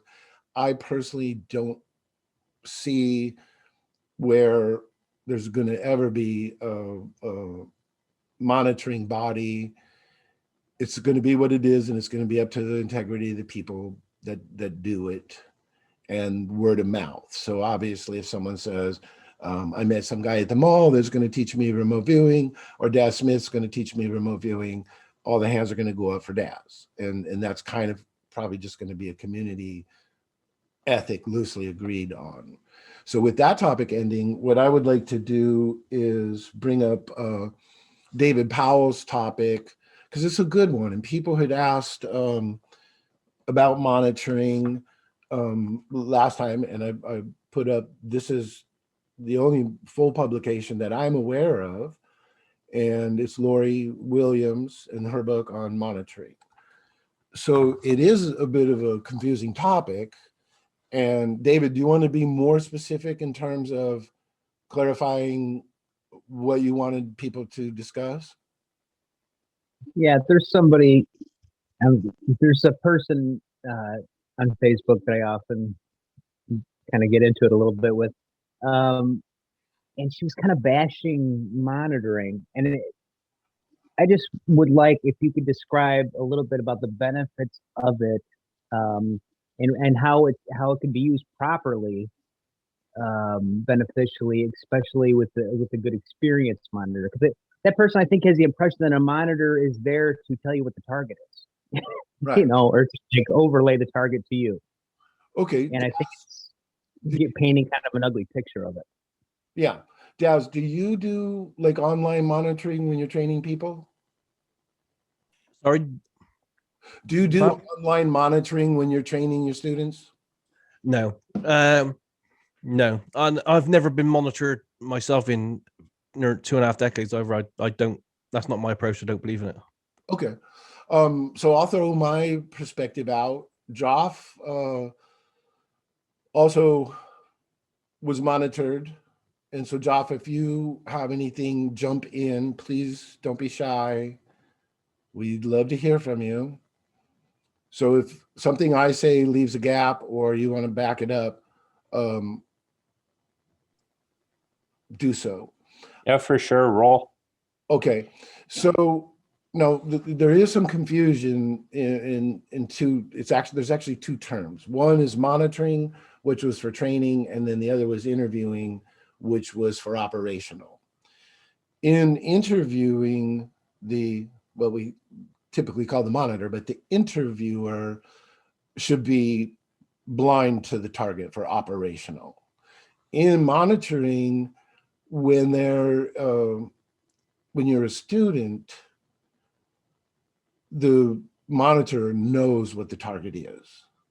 So in the case of getting monitored by Paul, first of all, it gets set up as you're the one in charge. If you don't want me to give suggestions, this, that, the other.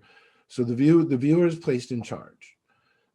Ingo himself, and in Tom's notes and in the later CRV manual, there was very specific instructions and terms to be used. And what it does is it in a certain way, the monitoring as a student, you could maybe consider leading, but a really good monitor isn't going to be leading. But as you're going down the column and you say blue, and then the monitor says correct, there's like it's like that thing they talk about on Facebook. People get adrenaline from likes, right? And it gets you addicted to being on Facebook. So in a certain way, I remember like, oh, you feel good when you get that correct.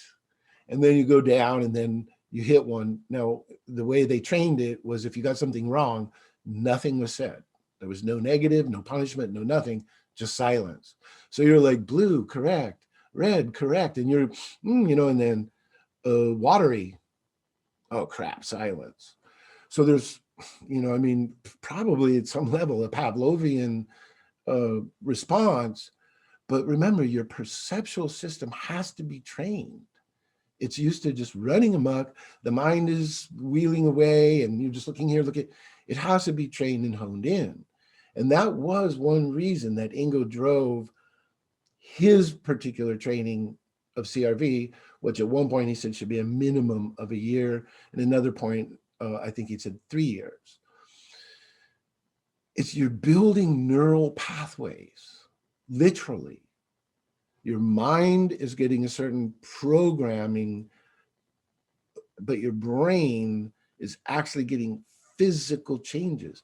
And Ingo had an idea about how long and how much repetition on a particular structure was required to do this. Now you could take that model and that's the same for SRV. So like Dad says, if you're doing SRV, if you're doing TRV, if you're doing this, that, or the other, do that for 4 or 5 years. Don't do this one and then this one and that one and that one and that one. So the neuroplasticity doesn't apply to just CRV. It applies to any learning process. When they say, you know, for music or sports, whatever, someone has to have 10,000 hours of doing it to become a master.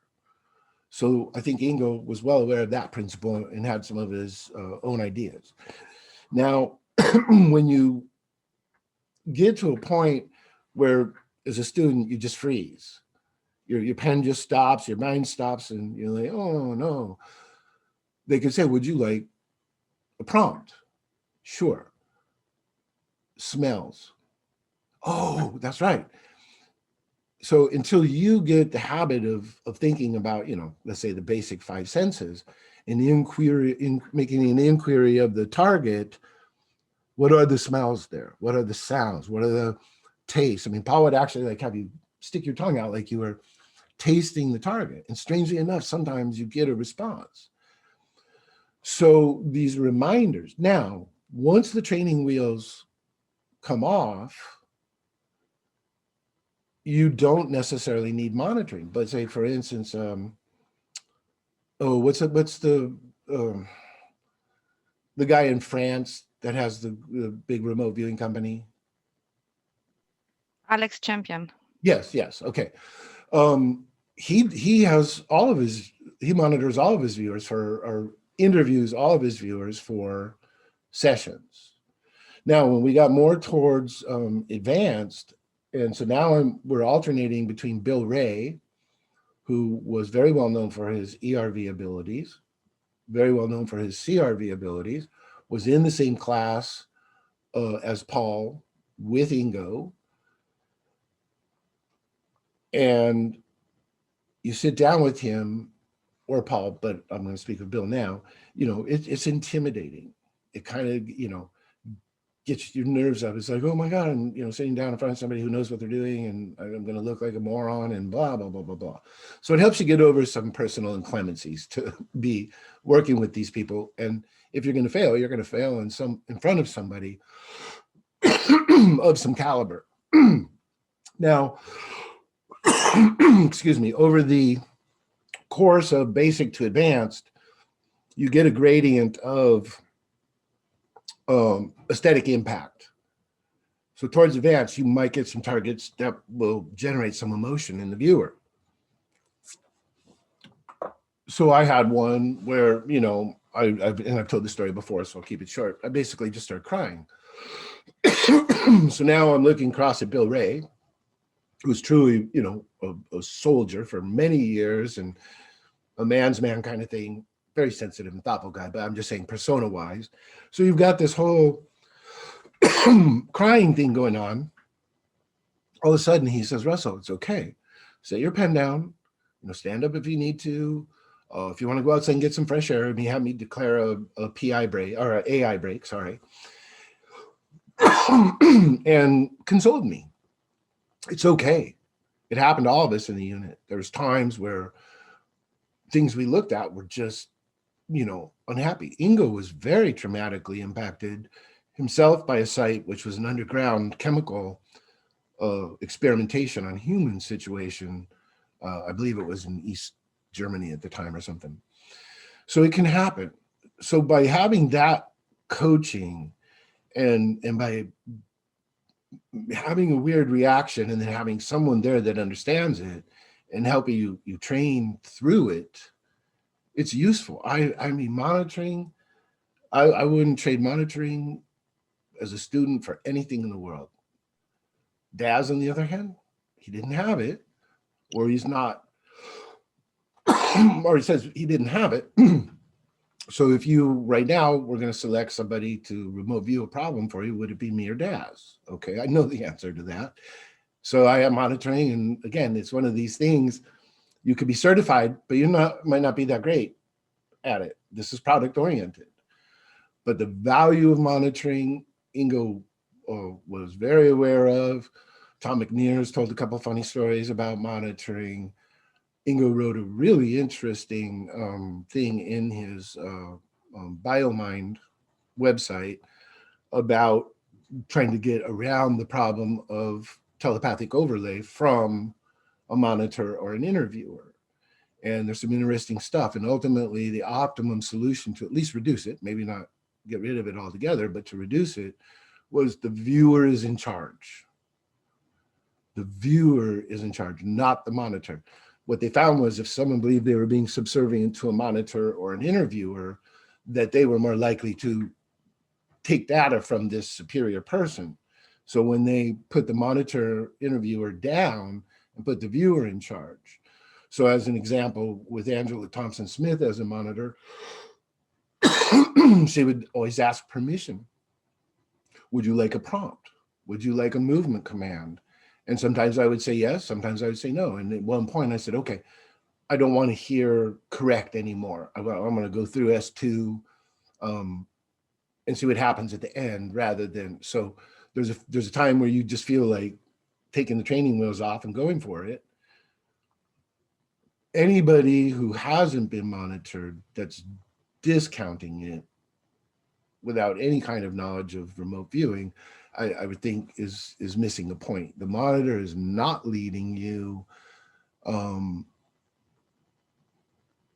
in training, and the interviewer should be blind, so that's not even an issue there. What I liked about it, Russell, or what I thought was really interesting was, you know, especially when you're really keyed into the target. I'm drawing this cliffside or whatnot, and Paul looks at me and he goes, you know, go 50 meters to the west. You know, and I'm from the States. I have no idea, like meters. What do we? Yeah. Then I go to my next sketch, and then sure enough, so after I get feedback back, I mean, you're literally matching these pictures up to, you know, it was just staggering. So the fact that he could move you around the target because he wants you, you know, just go here or go there, I thought was really brilliant. I mean, I liked that about it. Right. And later when you're doing your homework and stuff, because you've had that input during a session, it will trigger you on your own to go, oh, that's right. I've got a structure. So how about something should be perceivable inside the structure? So you learn to move yourself around. I mean, there's so many benefits to it from my point of view that, and I can almost kind of compare, because when I was training in TRV, I didn't have any monitoring. It was a larger class. It was a weekend course. And I would love to, in retrospect, have had some coaching or monitoring back then. Well, when I say we, with Joff. So I have a couple points. absolutely. Yeah.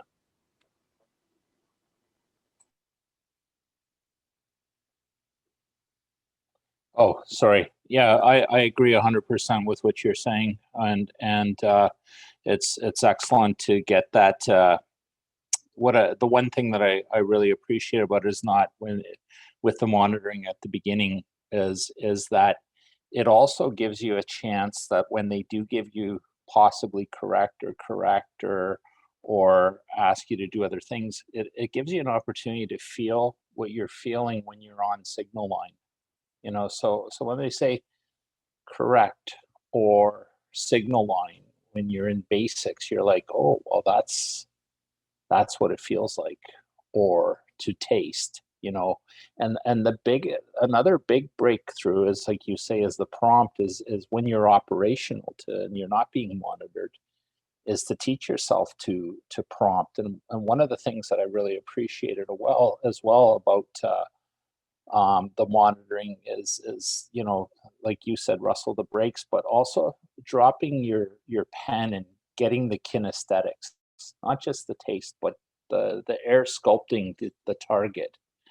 And one of them I did was El Jam, and you know, you feel around it and oh man, this is broken. And another one with Angela, like, you know, you're on target and you're just going nuts. And she's like, well, can you reach out and fill the wall? And all of a sudden, you know, your one hand just goes through. And each time you're prompted and each time a monitor recognizes that you're on signal line, as a viewer, you feel, hey, I'm there and I'm on signal. And that's what I gained mostly from the prompting. But what I appreciated the most was, and intermediate and advanced is not working with it, like without the prompts. And so anyway, that's my point to add on to what you said, which is wonderful.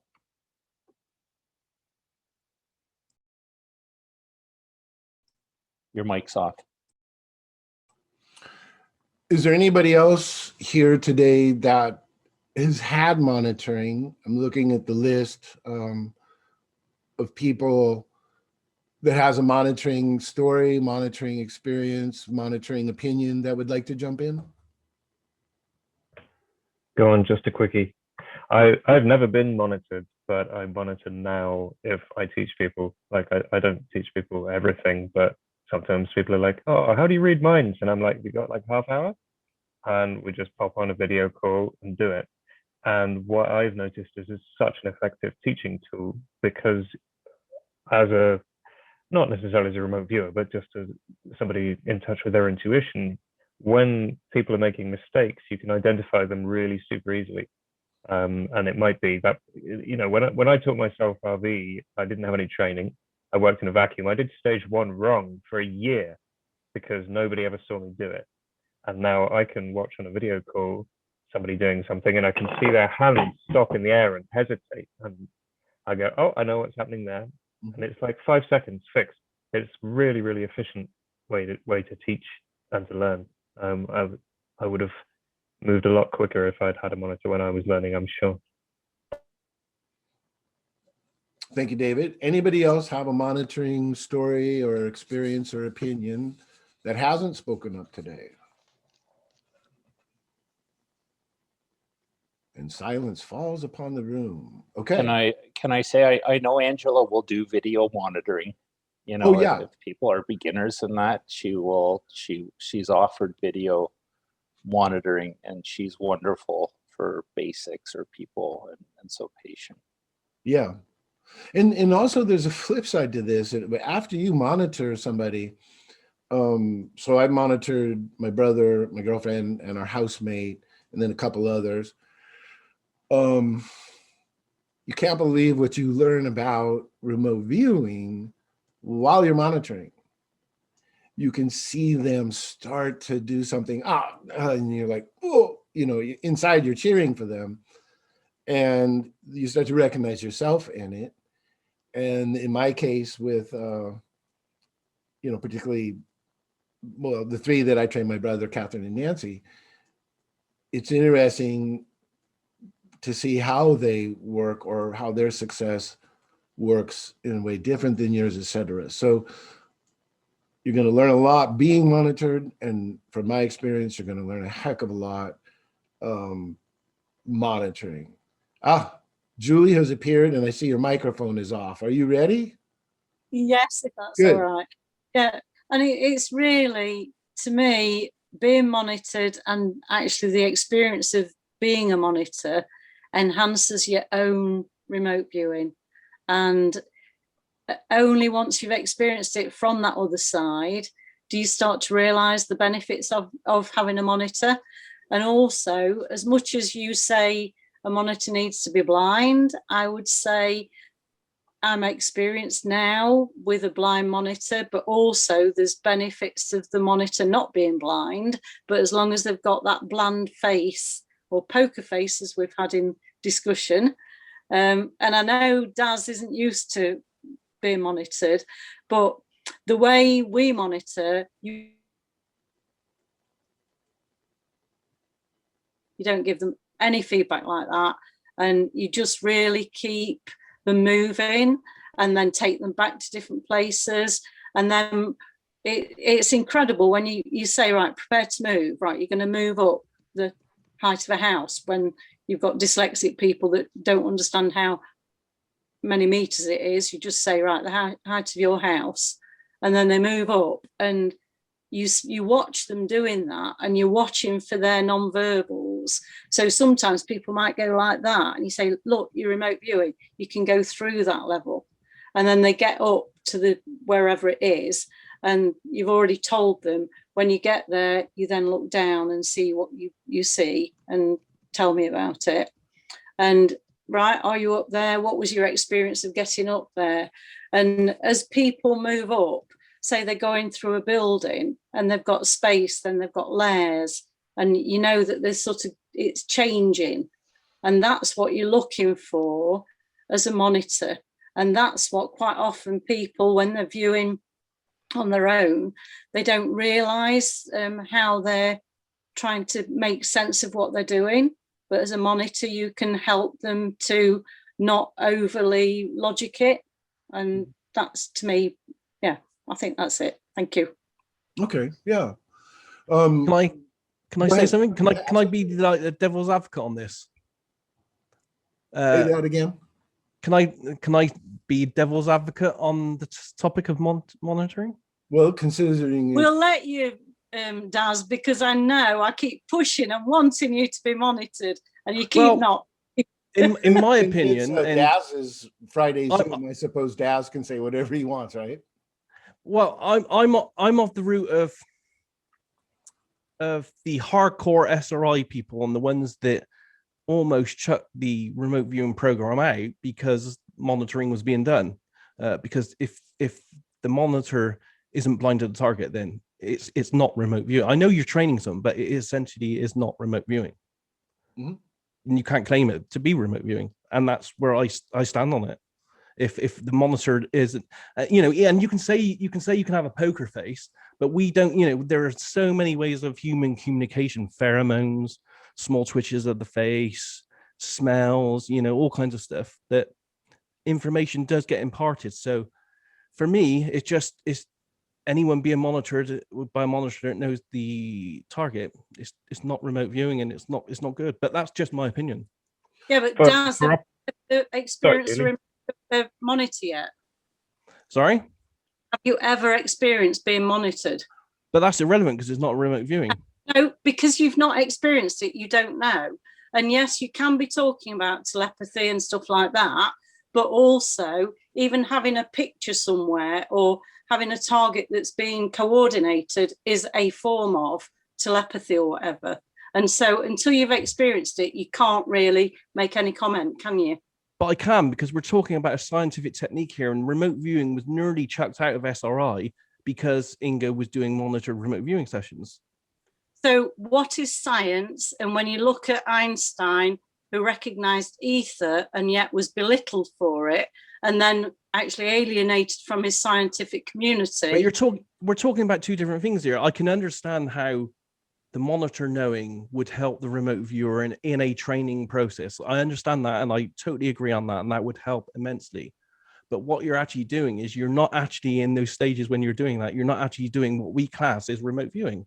It's as simple as that. But you, in my opinion. You have never been monitored, and I know that's irrelevant. We know the rules. We know the rules of remote viewing. You have to be blind to the target, and no one who knows the target can be in the vicinity of you when you're doing the target.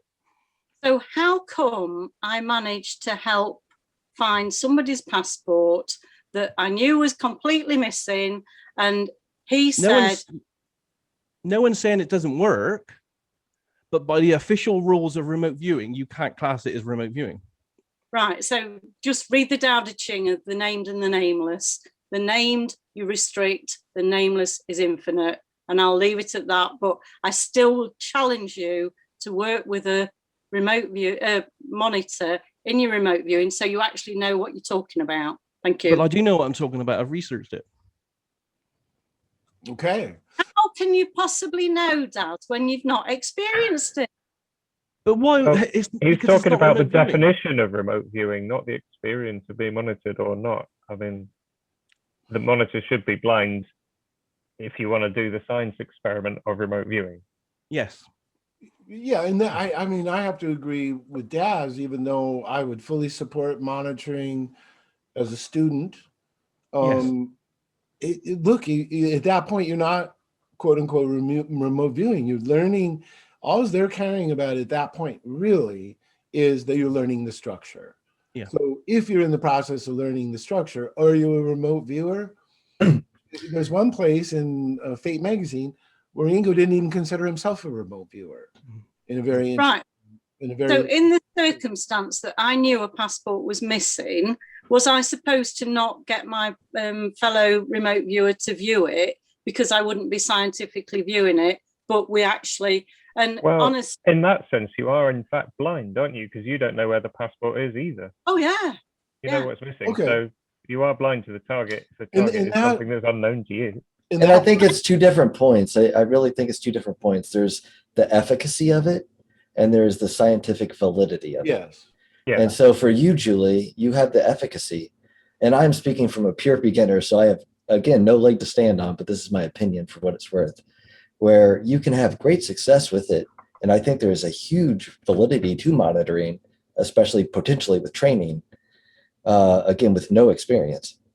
But from a scientific paradigm of something that you have to acknowledge, pheromones, our subconscious is supposed to be able to see remote places. It is going to pick up on the minute detail of human expression, both non-verbally, everything. And you have to rule all of that out to actually get a pure, we have done it all. It is a psychical ability. But I think it does break down to, is it scientific and holds up? Or does it have efficacy? And it's not mutually exclusive, but in this case, it has to be for those two separate paths. Yeah. Well, I also look forward to a more updated version of science, please. But I will leave it at that. You and me both. No, a good fiery discussion is awesome, Julie. So thank you. But no, I agree with that. By definition, in effect, like Ingo's own definition, as an example, when Paul's students create target for Paul, the four of us would get aside, agree on the target, create a tasking, and then in the case of our basic class, Angela, we would give it to her. She was blind. So when she gave it to Paul, so there's double blind. Now, slightly in variation to what Dad says, the students were there to observe. So nobody should be in the room that knows the target. That's a violation. So I don't know if that would be technically double blind, but we knew that Angela didn't know what the target was, and we knew that Paul didn't know what the target was. And then we watched Paul perform an incredibly accurate session where you're just like, wow, that's so cool. Watching a Stargate viewer do a session and do the sketch and everything. And sure enough, they got the target. Does anybody, okay, now one thing I did see something fly by with my name in it. Was that you, Dawn? Yeah, but that was like an hour ago. I was asking a question in the Ask Me Anything category, which is like getting away from all of this stuff here. Do you want me to ask that question? Sure. I mean, questions are awesome. Let me double check first. Is there anybody else that wants to jump in on the topic of monitoring? David, do you feel satisfied with what occurred around your request? Yeah, plenty of action on that. Yeah, I'm good with that. Okay. Thanks. All right, Don, fire away.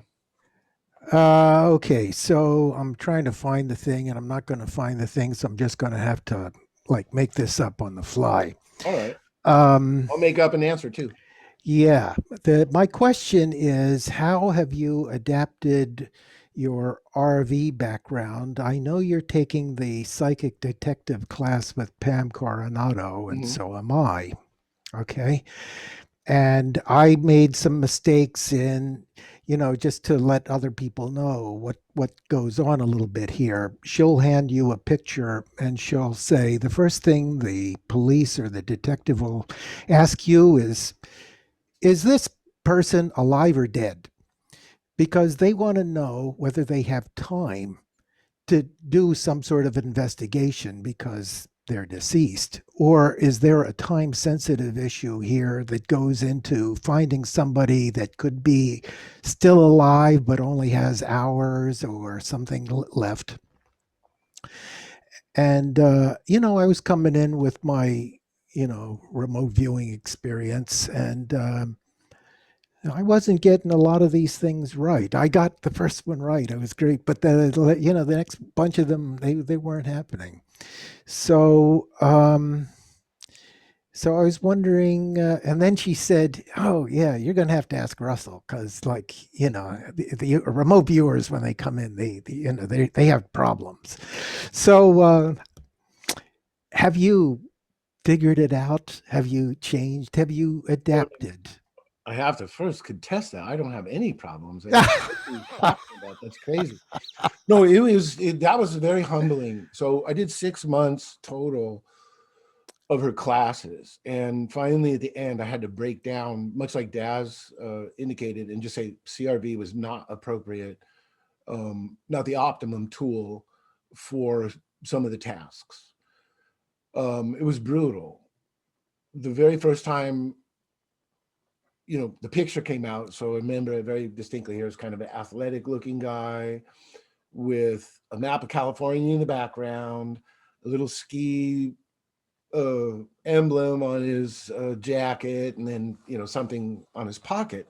So my mind is like, okay, map of California, he looks athletic, he skis, he's missing on a mountain, and and it's just like, what? How in the hell did my mind push that much data on me? So it got to the point where I literally had to remind myself, even though I was front loaded, I would write down my advanced visuals. So I'm picturing this guy dead on a mountain, blah, blah, blah, blah, blah. And then I would, in brackets, almost like a movement command, I would write, I don't know. And the fact is, even though you're front loaded, you don't know the answer to the question. And so once I got myself to have all this upfront information and then remind myself, I still don't know. I just don't know. That guy could have gone to the Swiss Alps and skied, or he could, so once I realized that even if I'm front loaded, I don't know. All right. So let me just ask, are you using, let's call it ERV for lack of a better, use of a terminology, or better terminology. Are you trying to see? Are you trying to psychically see? No, first of all, I know nothing about ERV experientially. Okay, neither do I. All right, go ahead. I very seldom have visuals. I've had, now, over the course of 3 years, they started to appear naturally. Tom mentions in his manual that the urge on a viewer's part to have visuals is probably going to turn on imagination, at least at first. So I've let visuals evolve spontaneously, and they're still not substantial. Yet I've had, 3 or 4, those rare sessions where I perfectly sketched, but I never saw a darn thing. Okay, so you are still sketching then? You're trying to do sketches. Are you doing any ideograms? Every session, I am 100% strictly by the book. I don't vary one iota from S1 through S6 structure as taught to me by Paul. Okay, all right. Now, here's the caveat, and this will probably come closer to answer your question. So I sucked on Dead or Alive. It was horrible. Like, I missed 8 sessions in a row. And that's against probability. I know. I did the exact same thing. Okay, and that's probably why she said, Dr. Russell, he's as messed up as you are, right? So, that's where that came from. By probability, I should have gotten 4 correct. So something in my mind, almost like counter intention. And then I consulted with Paul, and I said, Paul, there's 15 people on these feedback nights. I look like an idiot. I'm representing remote viewing, and it's just horrible. So Paul said, basically what you're doing there is it's an ARV session.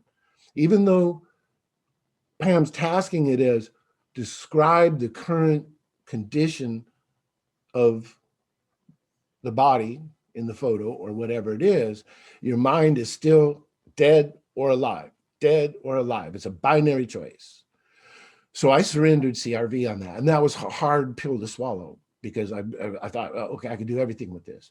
So when I sat and listened to Pam, okay, I do listen. I just sat with the photo, and then I started getting Dead or Alive correct. No pen, no paper. I just sat there. And are you spending more time now doing it? Not that much. And I'm not doing Dead or Alive except in training anyway. Are you looking at the eyes like she teaches? She has all kinds of interesting techniques based on years of experience. I didn't memorize in particular. I would just sit there and I would get a sense. They would come basically as dead or alive. And Did by you just, try to reach out and touch them? I used to draw the body on the piece of paper, say in my stage 3, and then probe the little gingerbread person. Okay. Okay. You're doing it that way. Okay. But none of that works for me. So when Oh, none of it worked. not for me, that didn't work on dead or alive. I would literally do a full stage 1 through 3 session. And then when I got to stage 3, I'd draw the little gingerbread person and I put my pen to see if you could feel a carotid pulse or, pretend to lean down and see if you feel them breathing in the sky. I was horrible at it. But when I just simply sat and used whatever perception came in that thing, and I really didn't have to do it for more than a minute. Okay. So like an aesthetic impact kind of a thing. No, it was almost more like the word dead or alive would kind of come out of the process. And then I would write that down and, oh, good. You got one right after your horrible streak. Right. So I surrendered CRV and went with what you would just call maybe more of a direct psychic thing. And then the one thing that I came out of that with, CRV is really good for not an actual location, like Daz says, the police would rather just have a GPS coordinate, but to describe the surroundings, I did very well at that. So if it was deserty or mountainy, or there's a couple times I did draw the nearest landmark, visible landmark correctly. So I just surrendered CRV on dead or alive, and what's the other one? Match the perp or draw the perp. Right, exactly. So I would sit with those 3 photos. And in that case, I did use a little bit of Pam's technique, where if that person in the photo had really flat eyes, so people understand. So Pam would give you 3 photos and they're all mugshots. So the person at least got in some kind of trouble, but she would say which of the 3 or 4 was a violent offender. And so you could look at someone that just looked like, a biker from hell. Turns out they were a shoplifter. You look at somebody else that looked like your preppy college student. Turns out they were a murderer. So you get these pictures. And the one thing I did incorporate at Pam's is if the eyes were kind of flat and disconnected, I had actually, that was where I was most successful, was assessing the violent offender or whatever the criteria was. But I surrendered remote viewing on that and on dead or alive. Found out remote viewing worked really well for a description of the location, although not how to find the location. Yeah. Okay. All right. Did you involve dowsing at all? I didn't. I was holding off. I've got Paul's dowsing DVD here. I haven't even opened it. I was going to wait to kind of reward myself for getting my graduation advanced certificate, and I haven't cracked that. So as far as dowsing goes, I did well on the one day that we had it in class. Then I participated in a broader experiment, and I might as well have not even been on the same continent, trying to get a location in relation to a piece of property and then what was in a container. So my dowsing on that one stunk. So I've only done dowsing in training, and then that one actual time. And one of these days, I'm going to open the darn DVD and take the course. Okay, all right. So I'm that's starting to get an idea. You are definitely adapting, sort of like to the need. You're adapting to the need. Yeah, or look, there's just some areas. I don't know anybody that's going to be a perfect jack of all trades. So even when one of the people who I do operational sessions for, she might not use me at all on a project, or on another situation, she might use me and not use somebody else. because this person keeps track. This person's really good at colors, or this person's really good at identifying, you know, this, that, or the other. I've noticed that. Yeah. Some So people, oh, she died in the water. She's, you know, she drowned. Wow. Where did they come up with that? That's amazing. So They're accurate. whatever our little niches are, a good tasker is going to use what you have a favorable tendency toward, and it's not to be taken personal. So let's say somebody calls up Joff and wants Joff to do this session because it involves this, and then I'm like, well, why do they call Joff and not me? Or the next time they could call me and not Joff, and that's fine. You've got to let all that stuff go. And one of the biggest things that you get out of training overall is professionalism. You send your session, you say thank you in the email, you don't pre-excuse yourself, you don't say, oh, you know, you just say thank you, you get your feedback, if you get feedback, which is not very often, and you keep the communication down. That poor tasker, if they're also the analyzer, they've got to collate, mass set. When I took operational training, that's the hard part of remote viewing, being a project manager. And so you just shut up, don't make any excuses. Or if they come back and the feedback and they say you were way off, you say, okay, do you have any tips for me? And you just keep it brief, keep it concise, put your product out there in a structure they can use, and minimize everything, because you worked for an hour, they're going to work for 40. Okay, I'm getting the idea. I just wanted to see whether you're sort of adapting as I'm starting to feel the need to. No, we need, I mean, how can I put it? It's a different animal. Well, it deeply irritated me that I had to admit, especially, you know, you get to know a group of people over 6 months, that I had to admit CRV was not optimum for something. I started out with an idealism that was a little kooky. One, that it would take about 90 days to become a professional at it, and two, that it can solve every damn problem in the universe. So as I had to lay those gauntlets down along the way, it's come with a little, you know, red face now and then. But the truth is, it just wasn't the right tool for those particular tasks by me. Someone else might be able to take it and make it work. I didn't. I couldn't. Okay. All right. Thank you, Russell. Okay. So we're a little over 2 hours. Does anybody want to throw anything in, add to any of the topics, close out with a statement, anything? Is anybody just itching to speak? Okay, so I would estimate then we're probably at a nice natural winding down point. This has been a really awesome discussion. Joff, thanks for your topic. David, your topic. Everybody's observations and opinions. I always want to do this at the end, kind of inspire people who sit there so patiently and quietly or stay off the camera. Please don't be shy. This is an opportunity for us to get to know each other and, you know, drag your questions out, get some opinions, whatever.